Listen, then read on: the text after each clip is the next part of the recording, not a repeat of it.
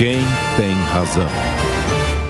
A gente está vendo uma série de manifestações, não só aqui do país, mas também nesse evento que levou vários ministros do Supremo Tribunal Federal a discursar sobre democracia, defesa da democracia e da liberdade, sendo que os brasileiros aqui estão reclamando de censura, com razão, estão reclamando de afrontas à Constituição, sobretudo na liberdade de expressão, também com razão, ou seja, estão exercendo a democracia aqui no dia a dia. Senador Azier Martins, faz sentido ministros do Supremo serem levados do Brasil para Nova York para discutir a democracia, sendo que é aqui que o povo está... Bom, mas vale dizer, né? O povo também está na porta dos hotéis onde estão hospedados os ministros do Supremo. Prezado Alberto Piotto e os demais convidados, professor Fábio, Felipe, telespectadores. Olha, além de não fazer sentido, é uma tremenda excrescência.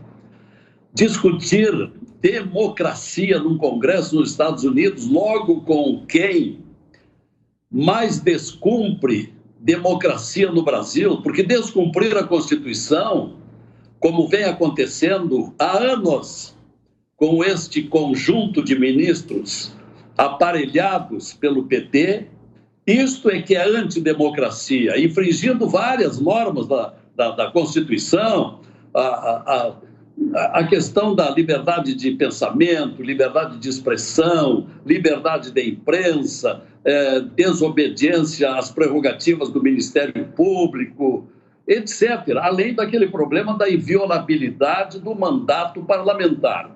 Olha, nada mais deveria ser desconcertante para nós brasileiros que estamos acompanhando tudo isso. Agora, essa medida desconcerta mais e explica por que essa verdadeira execração dos brasileiros lá diante do hotel em Nova York. Nunca na história do Brasil, ministros da Suprema Corte foram tão ofendidos pelos impropérios mais rasteiros de que se tem conhecimento. Aonde fica aquela velha dignidade da Suprema Corte? Isso já não existe mais. Por quê? Porque nós estamos diante do pior Supremo Tribunal Federal da história do Brasil. Doutor Fábio Tavares, seja bem-vindo. Eu preciso, obviamente que a gente ouviu aí e viu pelas redes sociais, como disse aí o senador, são impropérios. Os ataques são bastante duros, palavrões, enfim, não é necessário reproduzir nenhum deles aqui. Agora, esse nível de insatisfação também precisa ser compreendido pelos ministros do Supremo. Qual a sua opinião sobre esses protestos todos, não só os de Nova York, como os daqui, como a censura a pessoas que hoje estão se manifestando pelas redes sociais, parlamentares que estão tendo seus perfis caçados por decisões do TSE? Na sua opinião, o que precisa ser mais bem absorvido pelos ministros do Supremo em relação à democracia, já que eles estão discutindo isso lá em Nova York? Piotto, colegas de bancadas, queridos ouvintes da Jovem Pan, boa tarde. Obrigado, Piotto, mais uma vez pelo convite. Piotto, é muito importante deixarmos claro para os nossos ouvintes que o STF é chamado de Supremo porque ele é um órgão de sobreposição do Poder Judiciário. Ele não está subordinado a nenhuma justiça. No Brasil, nós temos duas justiças, a Justiça Comum e a Justiça Especial. A única norma suprema é a nossa Constituição Federal. Então, em que pese o STF ter o nome, a denominação de Supremo, ele é Supremo tão somente em relação aos demais órgãos. Então, nós temos que lembrar os nossos ministros do STF, com todas as vênias, que a norma constitucional deve ser observada rigorosamente. Quando nós falamos em Estado Democrático de Direito, Piotto, nós temos que ter em mente que outra coisa não é senão a sociedade civil e todos, sem exceção, se curvarem diante da Constituição e da lei. A partir do momento que a nossa sociedade observa, com todas as vênias possíveis, que ministros, que o guardião da nossa Constituição vilipendia, rasga a nossa Constituição e sequer dá uma satisfação ao povo brasileiro, que é o titular desse poder, a mando da Constituição, não é à toa que deve sim suportar. Evidente que nós não defendemos em hipótese alguma, como você bem colocou, Piotto, ofensas, vilipendiar contra a honra desses ministros. Mas a manifestação, ela é sim constitucional, válida e ela merece aplausos, porque isso é um Estado democrático de direito. Sim. O STF decidiu trilhar por esse caminho. Quem escolheu esse protagonismo foi o Supremo. O protagonismo, na minha humilde opinião, ele é válido, mas excepcionalmente e nos moldes da nossa Constituição. A partir do momento que ficamos à margem da Constituição, todos, sem exceção, desde a sociedade civil e qualquer autoridade, está à mercê de tais críticas. Duras, sim. Ofensivas, não concordo. Mas há meios na Constituição para que tomem as medidas cabíveis. O Felipe Sabará está conosco aqui presencialmente. Felipe, seja bem-vindo mais uma vez. O doutor Fábio fez menção aí, também o senador, que nós temos... O que as pessoas estão reclamando é afrontas à Constituição. E aí, os ministros não estão, do Supremo Tribunal Federal, não estão acima da Constituição, como já colocaram aqui o senador e o doutor Fábio.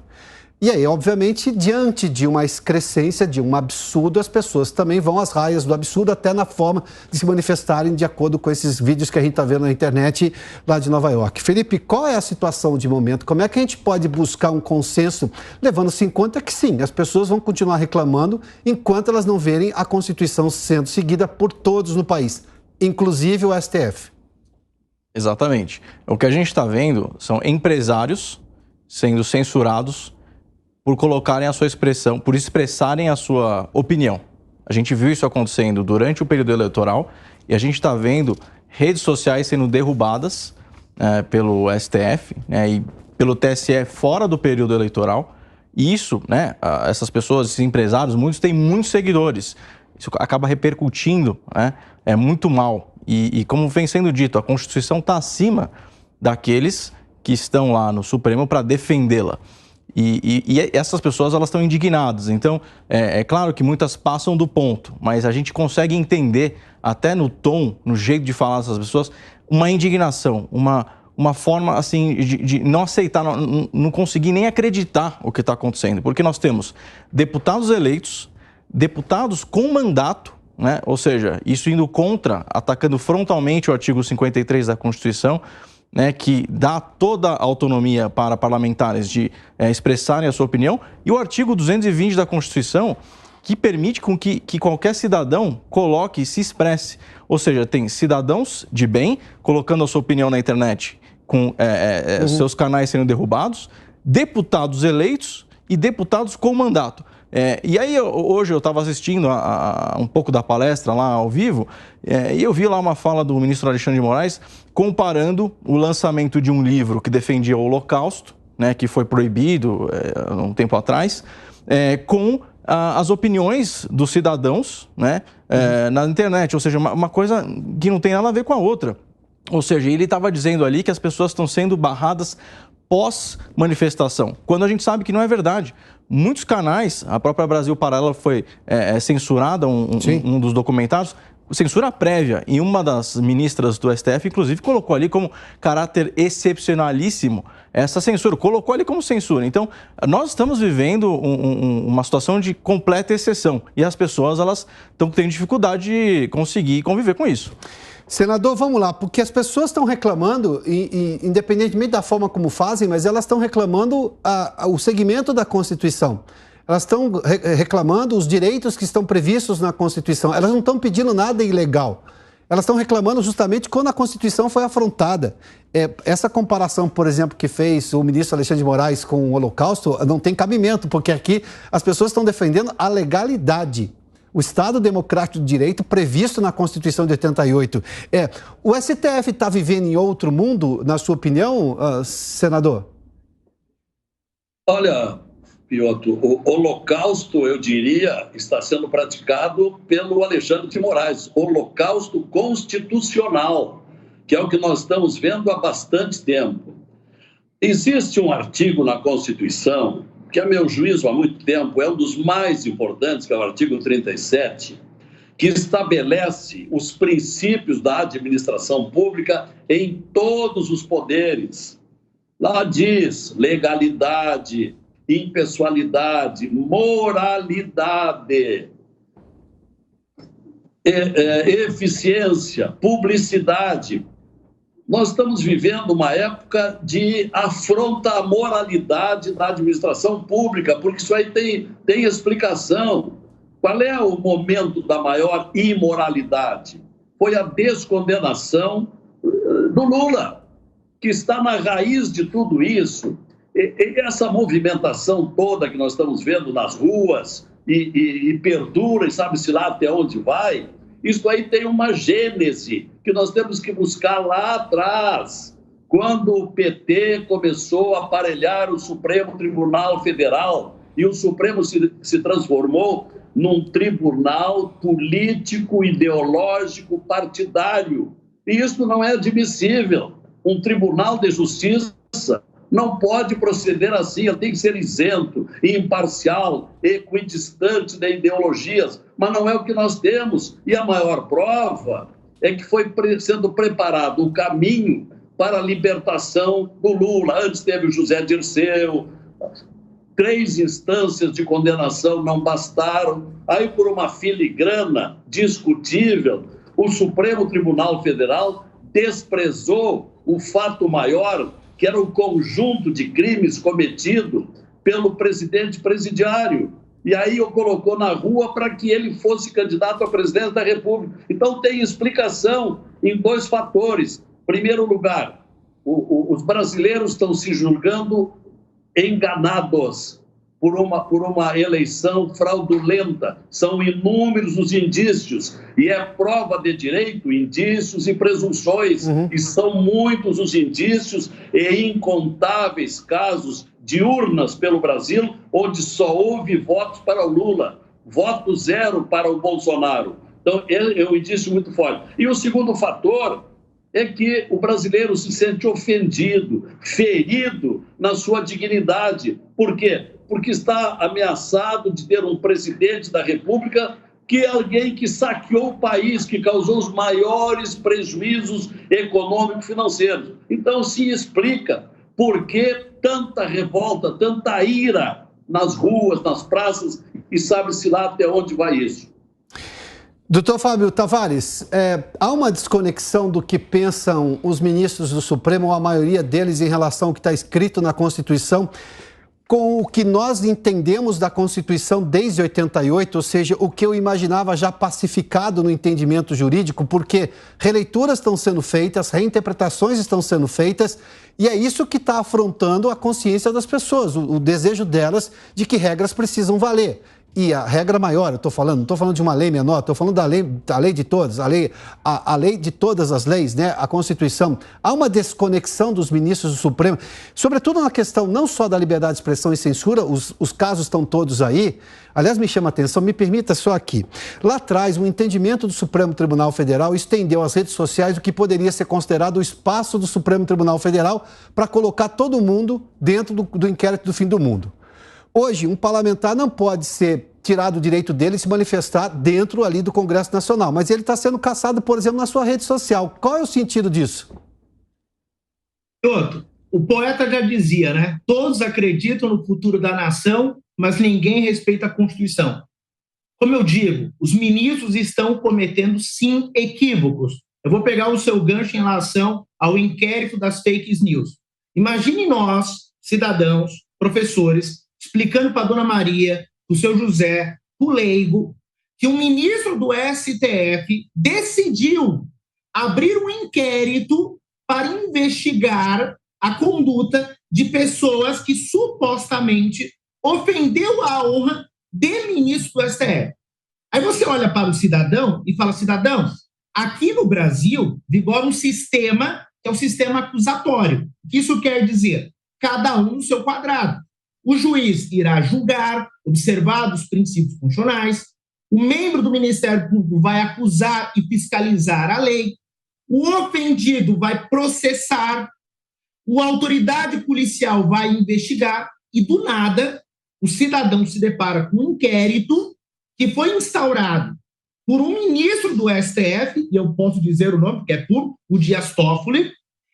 Ao instaurar esse inquérito, literalmente os ministros do STF passaram a ser juízes, promotores, delegados e vítimas, sendo que a Constituição não adota o sistema inquisitorial, e sim o acusatório. Sim. Aí vamos um pouco mais além. O leigo ainda pergunta, ora, e quem foi o presidente desse inquérito? O Dias Toffoli deveria ter sorteado a autoridade competente. Falou, não, será o senhor ministro Alexandre de Moraes. Ele irá presidir o inquérito. Bom, como é que fica a questão da distribuição? Como é que fica a questão do processo legal? Na nossa Constituição, é claro, Piotr, está escrito, ninguém será privado de sua liberdade e seus bens. O meu Instagram é o meu bem. A minha rede do Facebook me pertence. A minha página no YouTube é minha. Então, sem problema, nenhum direito fundamental é absoluto. Mas a partir do momento que o guardião da Constituição simplesmente derruba um post, derruba uma página, sim, sabendo que a Constituição diz claramente que ninguém terá o seu bem ou a sua liberdade sacrificado sem o devido processo legal. Não se abre o contraditório, não se ouve a parte, não indica, ó, isso é fake news. A própria Jovem Pan, que tem uma audiência maravilhosa, parabéns mais uma vez, Piotr e a equipe da Jovem Pan, eu ouço vocês dizendo, e me dói o coração, como professor de direito constitucional, eu não posso comentar sobre isso. Sim. Quer dizer, para nós que temos formação e não somos donos da verdade, já é delicado. Imagina para o João, para a Dona Maria, para a sociedade civil entender isso. Quer dizer, eu tenho que cumprir e as autoridades não faz sentido. Sim. Doutor, já volto ao senhor. Felipe, já quero te ouvir também, mas antes vamos a Nova York. O nosso repórter Daniel Lian está acompanhando justamente as manifestações lá que ocorrem em Manhattan, justamente pela presença de ministros do Supremo Tribunal Federal num evento para discutir a democracia. Lian, bem-vindo, boa tarde. Oi, Piotr. Boa tarde a você, boa tarde a todos. Isso mesmo, aqui em Nova York, muitos protestos estão ocorrendo. Os ministros participaram nesta manhã de um evento aqui no Harvard Club, que é exatamente numa área onde é próxima a Little Brasil. Aqui estamos, neste exato momento, em frente ao hotel onde eles estão hospedados. Os ministros que saíram escoltados aqui dentro de uma van. Isto porque muitos manifestantes estavam aqui na porta. Aliás, desde ontem, os manifestantes estão aqui em frente ao hotel protestando contra o resultado das eleições. Então, os ministros, a todo instante, estão sendo importunados. Aqui, até mesmo durante as caminhadas, acabaram sendo, por vez, hostilizados. Isso aconteceu até com o ministro Luiz Roberto Barroso durante um passeio. Os manifestantes permanecem por aqui. Neste instante, os ministros saíram para almoçar e devem retornar aqui para o hotel. Mas o clima é exatamente de protestos aqui em frente a este hotel, viu, Piotr? Muito obrigado, Lian, com informações ao vivo lá de Nova York, exatamente do local onde aconteceu esse evento. Felipe Sabará, a gente viu aí o Lian só confirmando tudo aquilo que a gente tem de informação e trazendo detalhes, mas as pessoas estão indignadas. Obviamente que a forma talvez não seja a melhor, inclusive na forma verbal com que se manifestaram, eu estou falando de palavrões mesmo, especificamente palavrões. Agora, o que elas viram que foi feito com a Constituição, com a legislação que elas conheciam, também é quase que um palavrão, ou podemos chamar de um palavrão em atos da justiça. Totalmente. Eu vou ler aqui o artigo 220 da Constituição. A manifestação do pensamento, a criação, a expressão e a informação sob qualquer forma, processo ou veículo, olha lá, processo ou veículo, ou seja, redes sociais incluídas, não sofrerão qualquer restrição, observado o disposto nesta Constituição. E a gente sabe que existem leis para julgar calúnia, difamação. Agora, o que está acontecendo, né, de novo, voltando à fala do próprio ministro Alexandre de Moraes, hoje no evento que eu assisti, e aí, para quem quiser, entre e veja a fala dele, o que ele coloca? Ele coloca que as redes sociais têm que ser julgadas da mesma forma que o restante das outras mídias. Ele colocou exatamente com essas palavras. Poxa, se a imprensa tem liberdade de expressão, e nós, segundo o artigo 220 da Constituição também, e as redes sociais são uma continuidade, né, dos nossos direitos, dos nossos bens, como bem colocou o jurista. Não se pode censurar, não se pode derrubar um canal simplesmente porque uma pessoa está se expressando. Depois, se ela for ser julgada por que disse, se for um crime, calúnia, difamação ou outro crime, isso é uma outra coisa. Mas se a fala do próprio ministro foi essa, de que as redes sociais têm que ser julgadas de acordo com a liberdade de expressão de outras mídias como a imprensa, né, aí entre o parênteses, como a imprensa era julgada, né, porque como foi dito aqui pelo senador, a imprensa, a Jovem Pan, no caso, censurada porque fala diferente do que o mainstream tem falado, mas se é isso, então nós temos liberdade. E as pessoas, elas não estão entendendo, elas não estão conseguindo conceber o fato de que a Constituição está sendo totalmente vilipendiada na cara de todos, escancaradamente na cara de todos. Então, claro que a forma é um pouco exagerada, né, algumas pessoas passando até do ponto, mas isso demonstra a indignação completa da população quanto à censura e quanto à falta de liberdade de expressão, cerceamento, e também, como disse o senador muito bem disso, com a questão de que o maior ladrão desse país voltou a ser candidato e agora é o presidente eleito desse país.